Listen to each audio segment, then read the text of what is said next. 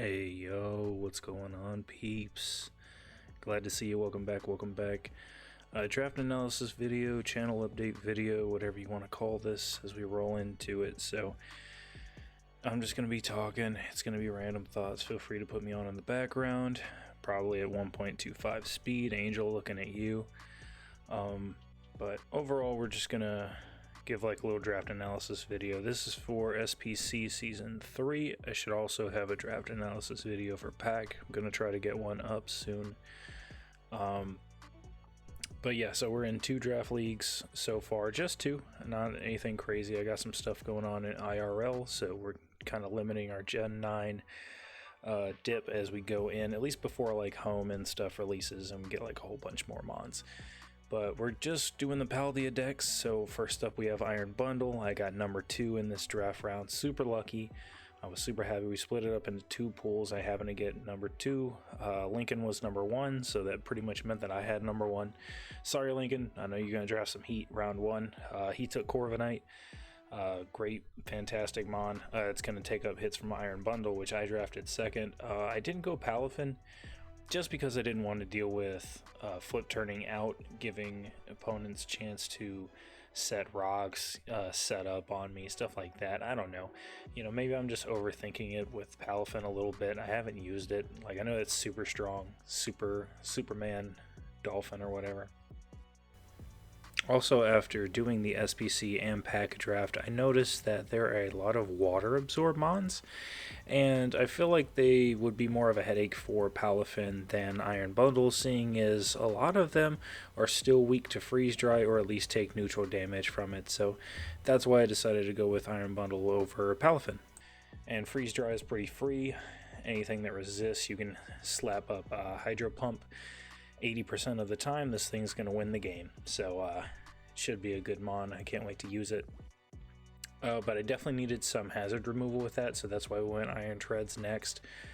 You know, best hazard removal in the game, you know, debatable, but I think it's fantastic. It's fast, it's strong in its own right, and with something like Quark Drive as an ability, I could definitely see something like some booster energy, rapid spin shenanigans. Maybe it gets knock off, earthquake, fantastic moves. You know, it's a Dawn fan covered in metal, so pretty metal.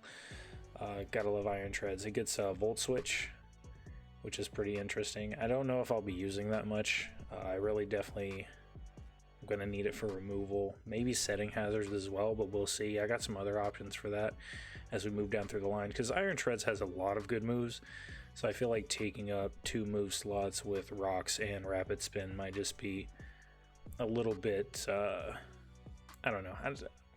It is support, but I do want to give it its fair shot to get some kills as well. We move on to Volcarona next. Now, it was Hydreigon was on the board at this point, and I feel like it was like one of the higher mons, or something was high up there. I didn't want to get it, so I dropped down to the next tier and grabbed Volcarona. I figured it would be really good. At this point, oh, that's right, we were drafting Terra types. At this point, water already went. The Palafin team got that for their second pick. Good on them, because I would have probably got it like 3 or 4, but you know, whenever the picks came back down for me, starting off with the number 2 pick, you know, it's a long time before you get to pick again, so that's why we're really short up with Iron Treads and Volcarona and sent it back down, just because I wanted to prioritize mons over a Terra type. We did end up picking up Grass, which I feel like goes with our team very well. Volcarona and Iron Treads definitely canceling out some weaknesses there. Volcarona getting Stab Giga Drain is fantastic. It also led me into the next pick, which was Gengar.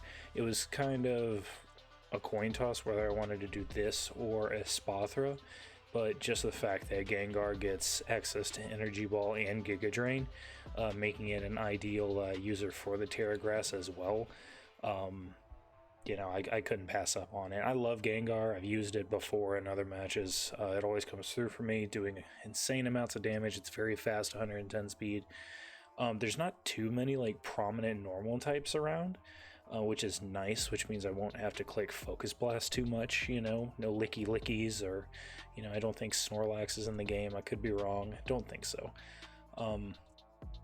So yeah, Gengar's nice. It's a ground poison. We have 2 on our team, but definitely gonna be great bringing Gengar to most matches. Fantastic Pokemon.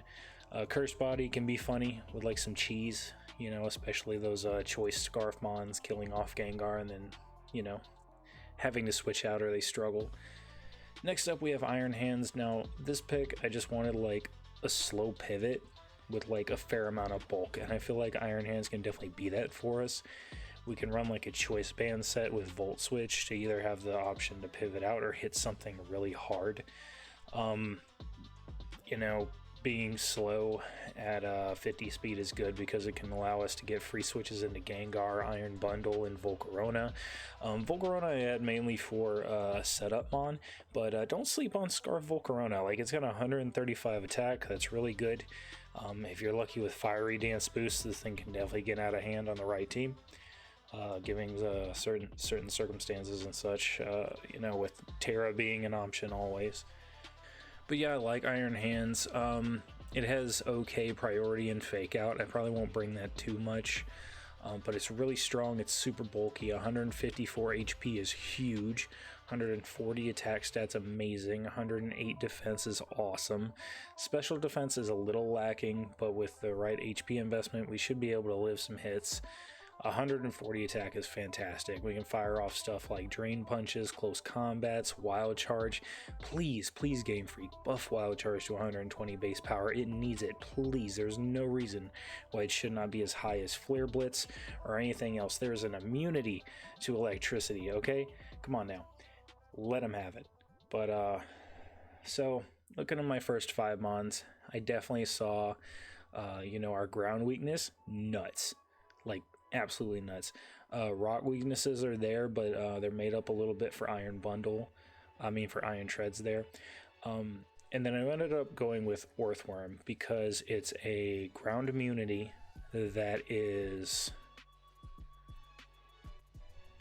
not weak to rocks, and that's basically the thing. Like, I could have gone for like a flying type. I think my options here for something higher tier was like Staraptor at this point, and I don't know, I just kind of wanted something like more defensive, maybe more support, something to switch in and take a hit, not really a star, and I think Earthworm's going to be great for that. Earth Eater gives it completely ground immunity, so that's going to be great. It's going to give me an excuse to bring it with Iron Treads on some battles, because I'm just going to need it for certain things. Obviously, Double Steel is locking us into some fire weaknesses and some fighting weaknesses. You know, we share those, but we do have resistances to those types. We also tried to make up with a few of our last picks with that. One of those being Dockspun. Immunity to fire with Well-Baked Body is fantastic. It's also a fighting resist. So I feel like with the Double Steel core, it definitely went hand in hand. Not much else to say about Dockspun. I don't know everything it does. I know it's not that strong. You know, I hope it gets some decent support options that we'll be able to use, but literally when I drafted this, it was the my best option for a fairy type, so everything else had been drafted. So if I wanted a fairy, it was going to be either like this or like Morgrum. Yeah, I know, right? Next up is Hydreigon. Now, I really didn't want to get Hydreigon because I just use it in SPC Summer League, and don't get me wrong, it's great, but I feel like 9 times out of the 10, I'm either going to Scarf it or Specs it. And that's great, but maybe I'll try some stuff out in this season. You know, Dragon Dance could be fun. You know, I almost brought the Dragon Dance like 1 week in SL, but maybe, just maybe, right circumstances. You know, we got Shed Sail option with Earthworm. You know, I didn't really get Earthworm for that, but it is an option. It could be interesting. But Hydreigon, you know, it's ground immunity, fire resist, fantastic Pokemon. It's strong, it's faster than Haxorus. You know, dark, very good spammable move. Dracos, I love to drop them. I feel like it'll be a good mon. I feel like it won't let us down. And, you know, it's kind of crazy looking at this team. Like, it's really specially offensive. Like, yeah, there's a little bit, like, we have Iron Hands, Iron Treads, but You know, I don't think I've ever drafted a team this specially offensive with Volcarona, Bundle, Gengar, Hydreigon. It's just kind of like a new thing for me, and I didn't really try to do it, just kind of worked out that way. And then we have Muck and Cacturn on the back end. These mons were very budget, being only 2 points apiece. Cacturn gives us another ground resist, as well as some priority with Sucker Punch, which could be nice, as well as some more hazards. Toxic Spikes, as well as Muck also gets Toxic Spikes. Pretty fantastic. I don't know if Gengar always got Toxic Spikes. I don't, you know, let me know if that's new. I don't know. They definitely handed out a lot of entry hazards to Mons. But, you know, I have Spikers, Stealth Rockers, Toxic Spikers, quite a few options for all these, and that's exactly what I wanted. I feel like being able to wear down things for a Volcarona, Gengar, Iron Bundle to just come in and get KOs is going to be imperative. Iron Treads keeps rocks off our field, which I feel like it's going to be great for stuff like Volcarona, Iron Bundle. We only get one pair of boots in this league. There is an item clause, so we're going to have to deal with that. We don't have the hugest rock weakness, but you know, I feel like it'll be nice. I feel like it'll be nice using Iron Treads. It's a really cool mon, little Cybertrunk 2077 action. But yeah, I feel like the team's good. Muck gives us another fighting resist. Cacturn gives us another fighting weakness and another fire weakness, but I don't really count Cacturn that much because I probably won't bring it to most games.